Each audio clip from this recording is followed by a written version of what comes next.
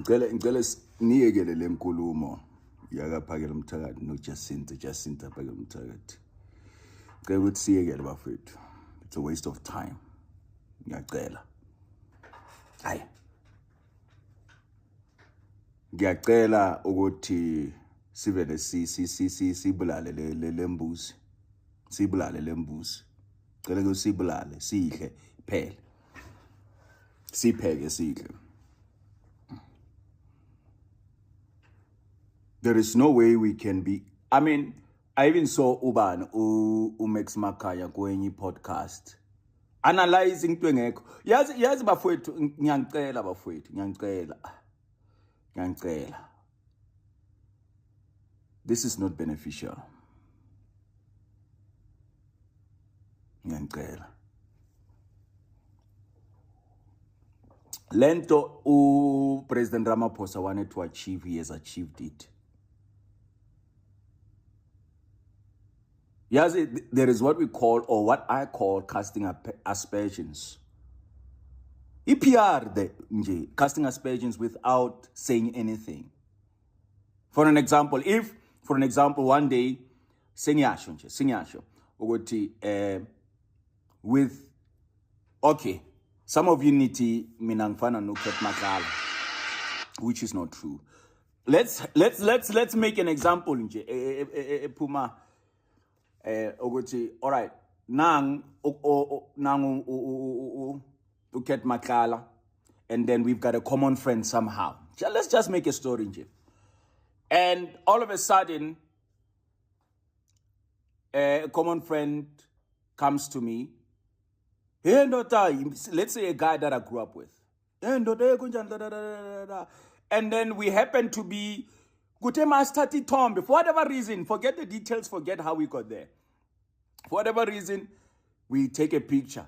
It's me, it's my friend, who also is a friend of Ket Makala, but I didn't know. It's just, and then Nangu Ket Makala. All of you are going to buy Tala Sish, they are related. Just because of a picture, and this is what is happening. Uguti, President knew very well, Uguti, if I can call these ones, just on the eve, few hours before, I will cause a talk. I will cause a PR on this thing. I will cause a negative PR on this thing. I will dent this thing somehow. Illegal immigration and everything. These people are politicians. And he's not the only one who would do something like that. The only problem, you people are so gullible. And when I see you people in Kulmangati, Tinama supporters, the real people that are behind these marches, who are behind these people, you are so gullible. You need 30 side. Which side? There's no side here. You are gullible.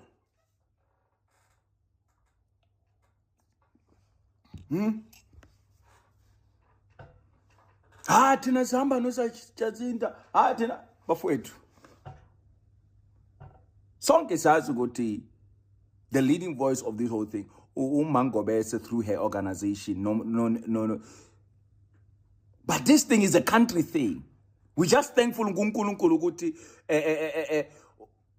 he raised somebody in the name of Umangobes. A brave lady. Someone's wife. By the way, lo muntu shatile bafowethu. And she's not a single woman or a woman who has no husband. Ukaniwe lo muntu. And they sacrifice kuti le mission push you. And then we are gullible to even say guti segune something because a president called Phakela umthakathi, and Phakela umthakathi then decided to go there. Sesifuna something out of nothing. Agesi again there's nothing there. It's exactly this thing. This is exactly what they wanted. Try to cause it division. That's exactly what they wanted. we remain focused on the mission. Umam Gobe says she remains focused on the mission. Now uPhakile Mthakathi must remain focused on the mission. Into engizoyicela leyo. Ngoba uPhakile Mthakathi Ronare Mutsiba when uPhakile Mthakathi simazi njengomuntu ozosekela through immobilization yakhe of me uzosekela uMangobese ukuthi madoda ngeke ngihlale phansi nina nikhona nangu umama and she's leading this thing yabantu bokufika nina nihlele phansi njengamadoda sukumani and approach yakhe it's complementary to the mission yakaPhakile Mthakathi. It's complementary to this mission. So akuna competition, akuna loot. And of course, he has his own organization or whatever. Into engifunayo ukuthi, please. How's ke wabulawa mission? Because the aluta continue. And ngizocela to all those that are involved. Ukuthi, ngicela please stop being so gullible. Niyaz kahle ukuthi uMangameli usitha on this matter. Pure and simple. I'm not mixing words. In as much as we can sit in the boardroom, nihlale naye. Niyaz kahle ukuthi lo usitha sethu lo in terms of this mission yethu. And yegelani to individualize thing and make this thing about individual. It's a country mission. Yegelani pumani kulomqondo wenu as abantu of making idols out of leaders. Siphume kuyo nakhona.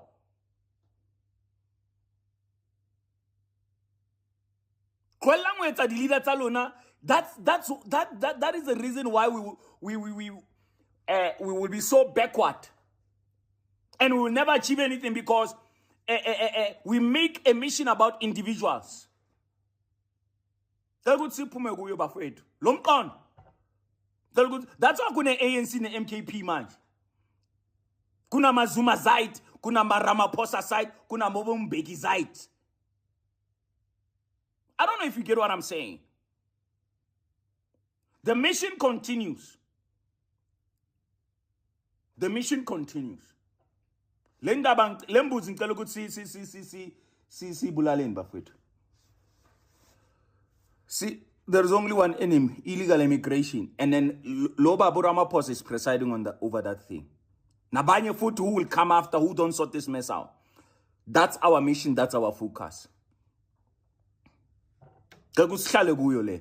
Le yethu yokuanalyze or whatever angeke, it's not going to take us anywhere. The mission continues. Ukuhamba mele ukuthi bahamba basi sebaqala ukuhamba mabahambe bafowethu. Let's press on that issue. Lastly, ngifuna ukusho ukuthi angazi uPhakile Mthakathi ukhuluma enye into engayi-understand mina yokuthi you will go to the places of the countries of those people and go and angazi ukuthi uyenzani lapho. Hayi Phakile Mthakathi iyakho ne-foundation yakho leyo akusiyethu as a nation. Yokuthi wena uzohamba whatever ano iyakho sikufisela okuhle in terms of that. Akusiyethu leyo. Yethu ukuthi laba abantu mele ukuthi bayihambe and go and fix their own countries. Nawe angithi uthi you will go and help them. I don't know how. Iyakho leyo mfowethu. Our mission thina as a country, the one that we know you for and the one esisupporta kuyo njengamadoda, it is this one ukuthi laba abantu mele ukuthi bahambe silungise our country. And then when now you'll go and teach them Ubuntu, whatever you said, I'm really not interested in that mina as a South African. Kodwa sikufisela okuhle. Ake ngizame bafethu ubhula lo mlilo lo ofisa udestroya umsebenzi omuhle kangaka namandla kangaka asesetshenzisiwe la kwi-March and March phakathi kaPhakile Mthakathi noNgizwe nahambisana nabo no Jacinta Ngobese. Siyazi ukuthi bahambe bayobona umongameli ngendaba yangamhla ka-30 June ngaphandle komsunguli we-March umuntu owaqala lento ukukhipha abantu bokufika bamshiya kumhlangano kamongameli. ake sizama ukubhula lowo mlilo bafethu ufuna ukudestroya umsebenzi ongaka sofaka ungathembeki kuma supporters kaJacinta okuwophakela umthakathi ukuthi sebenzani manje kuloko kade bekwenza eyami ke ipoint ayizofocus lapho ke ekutheni ke bashiye uJacinta ngiyazi lokho kuyi-issue yayo eyami la ngizoyisa khona izothi bahambe bayobona umongameli ongathembekanga umongameli ongenalo udumo oluhle niyazi ukuthi ubaba lekota wacomplaina ngoba uRamaphosa ukuthi bathathwa bonke bathathwa amabhunu uqala ngeapartheid beyiswa kwi-detention ejele kodwa wasala yena ubaba umongameli wangathathwa yiswa lapho ejele kwaya ole kodwa kuphela wasala yena wayiswa kwenye indawo kanjalo futhi nomama uNqakula wacomplaina ngaye umongameli ukuthi wamdayisa ngesikhathi kuyi-COVID-19 umama uNqakula usomlomo waya eZimbabwe noma wasebenzisa ibhanoyi le-defense le-state amabhanoyi engekho kuyi-COVID-19 phakathi lapho igama lamongameli liyavela ukuthi wamdayisa umongameli so niyakhumbula futhi indaba kababa Khumalo sathi iqala i-MK naye seclaima ukuthi i-MK yakhe se-implement imithetho ethile senze into ethile senemali ebank engaziwa ukuthi uyivelaphi ethenjiswa imoto and so on esenemoto ubaba Khumalo nekhumbula udaba le-MK nobaba Khumalo manje naye isiyashaya futhi lento nathi thina ingako kwathiwa ipolitika ingangeni ngoba iyadayisana iyaqhathana manje sidala icrack ke ngoba phela ukuyobona umongameli ngaphandle kwemedia ngaphandle kwabaholi bonke futhi ngaphandle ukuthi kuzwakala inkulumo yonke ukuthi bekuthiwani ikona ke lona lokho sekudala icrack osekusithusa osedala ukuthi singathandi kahle it's not about inzondo nomongameli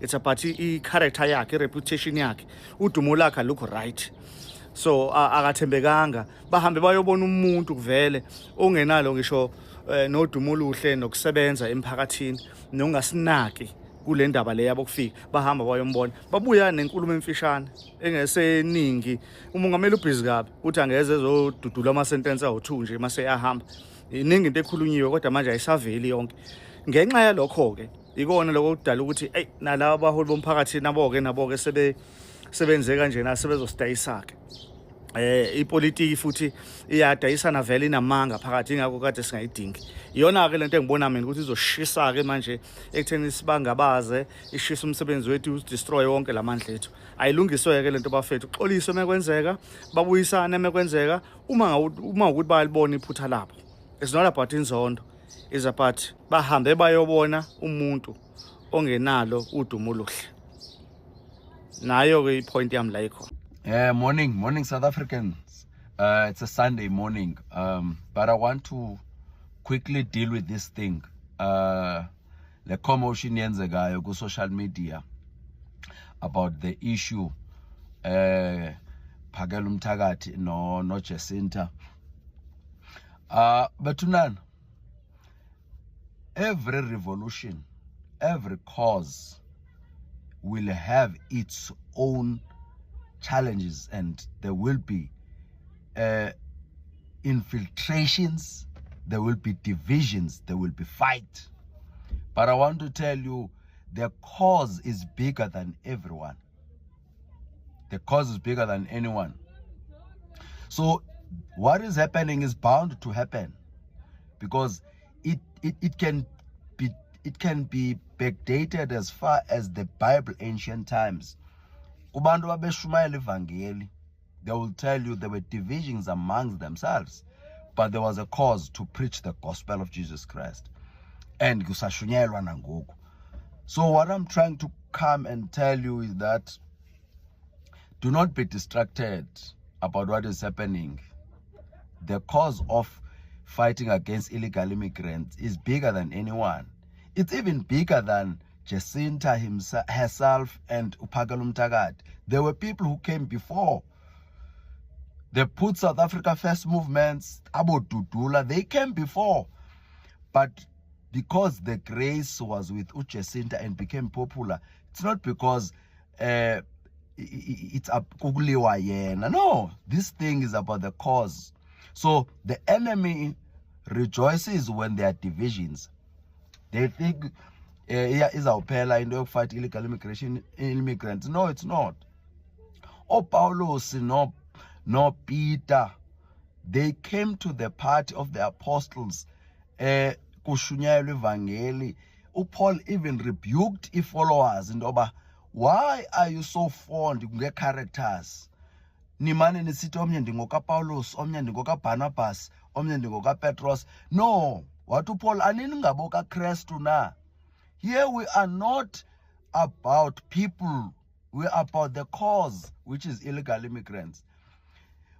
Phakela Mthakathi will fight his own way. March and March will fight its own way. Dudula will fight its own way. Put South Africa First will fight its own way. Nathi, some of us have our own movements that fight this issue. Phakama Eastern Cape, here we are fighting it. But it became popular because uThixo gives some grace to make it more visible and make it more sensible. But it's not about them, it's about the cause. So it's divisions are bound to happen, but the cause is bigger than everyone. So nzele nje uzothetha londo bantu base South Africa basanotatazela umsebenzi mninzi ngaphambili. So, and the people who try to make these things about themselves, yes, they will gain credit because uThixo ukunike grace, but it's not about you, to be precise and to be honest. It's about what we want as a people. What we want as a people is that illegal immigrants must leave South Africa. So, Masingothuki, these are bound to happen. Divisions are there, are imminent. That's why nangoku sinecawe ezininzi but kusashunyayelwa uYesOyi-1. It's because divisions will always be there and people will prefer certain leaders to lead them. So don't be surprised. As much as Phakela Mthakathi, you can lead your people, chase the illegal immigrants. Jacinta, lead them as you had been doing. Dudula is also doing the same, and other movements. But the cause is that illegal immigrants must leave South Africa. So I want you not to try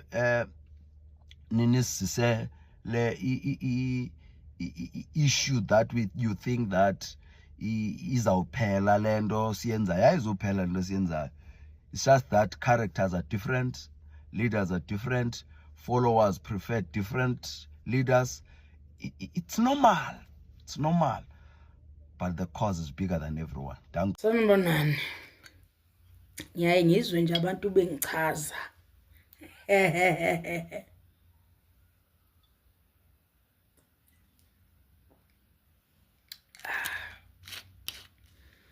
Bengichaza besho ukuthi hey uswane. Noma lo yasisi. Ngothuka nayo. Nginento engayizalwa ngiyifumbethe. Engeke ngiphuce umuntu. Noma ngadakwa ngibe sibotho, ngibe nama blue eye. Eyakithi futhi ngayincela kithi kugogoza lubaba kaMtshali. Hlabangane limhlophe. Lento yokuadvise sakumotivator uyabona nje nginamazwi aphusile. Ngale kwe content engafika nje kayithanda kwa TikTok ngo 2022 kayiqala ke lo content yami leyo yokuchaphisa. Ganza kwethu Phakela Mangobese ngizwe nabo bonke abagcine sebe joina kini. Siqalo Mangobese walwa impi yokuthi siyaxhashazwa South Africa ezikoleni ba prioritize izingane zabantu bokufika kuqala. Wayoma usuku nosuku ngaphandle kwesikole waze was-open ama eyes.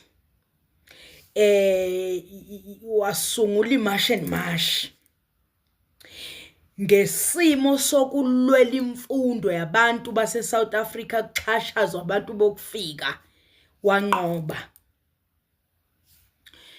Kwasuka ungizwe elwela abantu izisebenzi exhashazwayo abadiliziwe abangasanikwa imali zabo walwa naye wanemarch yakhe yokulwela izisebenzi kwasuka uPhakela uMthakathi siyamazi kudala eloke postwa kuthiwa mina nami ngake ngawukana nje naye kade ebusy elwa ngazi laphana kwamntwana uShenge ngazi kwenzakalana ungizwe wenzani esenza yona lento ukuthi akayiqali manje seze salwa ngempela ukuthi hayibo umthembisa kanjani into negcawu umthembisa induku edlangalaleni ubengambizi ngani njengomfowabo ngoba bayahola nami ngabhikisha wangazi kanjalo nami ngamazi lapho sathelelana amanzi futhi kwa right sedlula lapho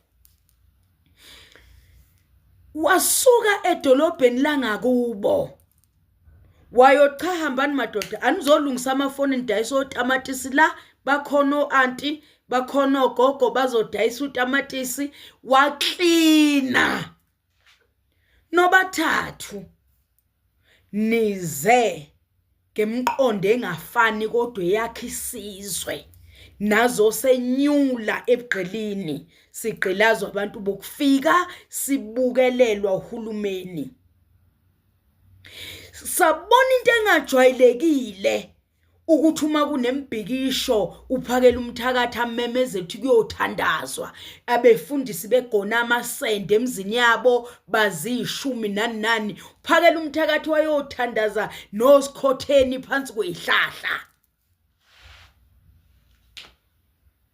akagcinanga lapho sambone ebusuku ethi uyakhuleka ukhulekela ukuthi uNkulunkulu asizwe njengoba senza lento lena uNkulunkulu mephendula umthandazo uRamaphosa incibikala inhliziyo elikhuni kaFaro esebabiza sesiyamjikela kanti ubethandazelani niyakwazi ukuthandaza ukuthi yini meaning yokuthandaza angani ubethandazela ukuthi nabasiphethe uma kuthandazwa kuthiwa Nkosi siyacela nabasiphethe eParliament guqula inhliziyo zabo neinduna endaweni ngisho ingamasela ngisho ilala nabafazi eyiqedisa izwe ngomthondo sikhulekela uguqulwa kweinhliziyo zabo uma seyiguquka inhliziyo zabaphathi sebebabiza ama meeting ukuthi uNkulunkulu wayawuza umthandazo wethu useyixoki useyisell out yinto eyakhula iubani yona hey kubuhlungu kuba intandane emhlabeni kubuhlungu kwaziwa ukuthi umuntu nje ongekho manidi uyachashazwa kulelizwe kudlalwe ngawe yonke imizamo yakho ifuna ukugcotshwa kanti ubethandazelane lale emahlathini uma kuphendula imthandazo senyabaxabanisa ngizwe sengiphilile nawe ngane yakwethu ningalivumeli loliqhekeko nibumbene nibathathu kumele kuqhubeke kuyongenwa ama security axhashazwa sebenze ngena uniform axoshwa sinoma kanjani aholelwa amakinati awakwazi nokuafford ukuthenga izimoto imizi asebenza kanzima gadi cable adubulwe izigebengu abadlala besuthu namaZimbabwean sebeyotshontsha icable bexhashazwe bebizelwa ama lie detector engathi baholisa umbuluza imali ngicela ukuthi ningasilaleli mina kwangisiza ukuzalwa abazalwane ngoba ngimtshela nje ukuthi abantu ngiyayibone bengichaza nginento yami engayizalwa ngiyembethe ngiyifumbethe nezinto engayingcele ekhaya kithi ugogo wami waphuma nje emaphephandabeni emsakazweni ukushona kwakhe ngoba wayeyalisizwe yinto engiyifundilele ukuthi ugogo ngamncela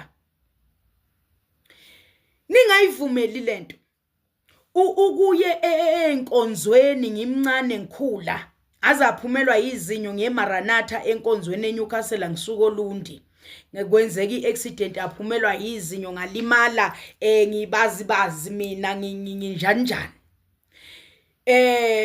ngafunda into eyodwa ukuthi lezi inganekwane zeBhayibheli ziziright ukhona okuxoshayo kulezi nganekwane okukwakhayo ube umuntu kunendaba kaKhayini laphana noAbela uyavuka umona kithi sibona uphakela nangeachieve hayibo imoto hayibo nakho abanye bethi phakela sinike iaccount sifaka imali kuvuka isilwane kithi kuvuka oKhayini mangobese ngicela nibumbane ningabanaka abantu uma ngabe nibumbene niqhamuke ngeindlela ezehlukene into esiza isizwe ningabanaka abantu kuvuka umona uyaziwa le ndoda ukuthi na inemali eyigqishe kosofa yayigqisha phansi komphethe yayigqisha emasendeni bayitshela ukuthi ke cha labantu banikwa imali ngicela ningehlukani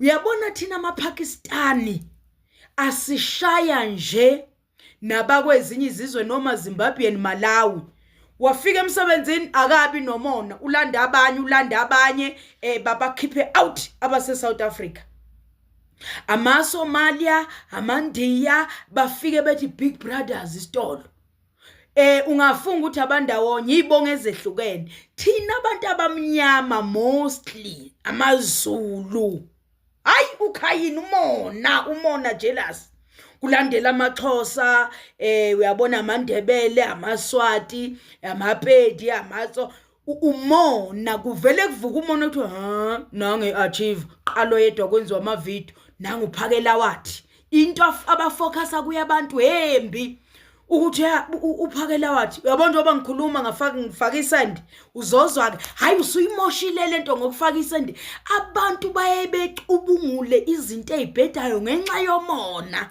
befuna ukucindezela omunye umuntu ukuthi zingaki izinto ezinhle osuzenzile hayi kwafika yedwa wathi phithiti nento encane kuthiwa kade sambona uyabheda kudlala oma few moment later oma few njengamanje kunabantu esebaqashwa ukuthi ubujola nobani othukanayo onjanjani sebaqashwa kanjalo uma besho isilwane kuvuka isilwane kumuntu ngaphakathi qubu ngicela ningaba entertain bumbanani okugcina engane zakwethu ngiyanicela ngobubele benkosi ngiyanthanda niyezwa bye.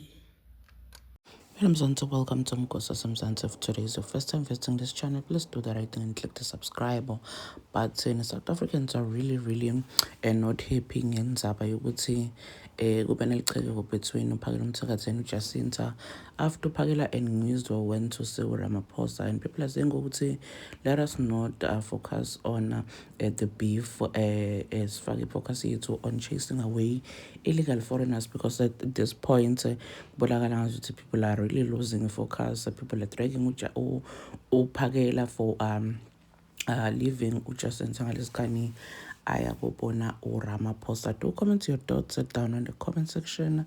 Don't forget to hit the notification bell. I'll see you in the next one. I'm signing out. Goodbye.